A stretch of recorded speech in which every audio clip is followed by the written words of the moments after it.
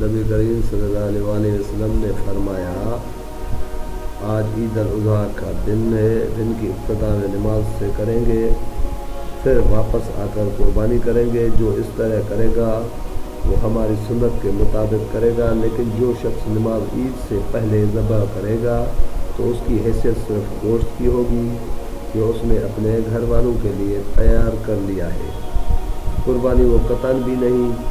اس پر ابو بردان بن نیاز رضی اللہ عنہ کھڑے ہوئے، انہوں نے نماز عید سے پہلے ہی ذبح کر لیا تھا اور عرض کیا کہ میرے پاس 1 سال سے کم عمر کا بکرا ہے، کیا اس کی دوبارہ قربانی اب نماز کے بعد کر لوں؟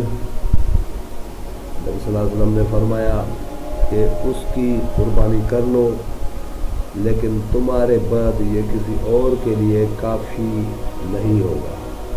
مطرف نے عامر سے بیان کیا اور ان سے برائے بن عازب رضی اللہ عنہ نے کہ نبی کریم صلی اللہ علیہ وسلم نے فرمایا جس نے نماز عید کے بعد قربانی کی اس کی قربانی پوری ہوگی اور اس نے مسلمانوں کی سنت کے مطابق عمل کیا۔ صحیح بخاری۔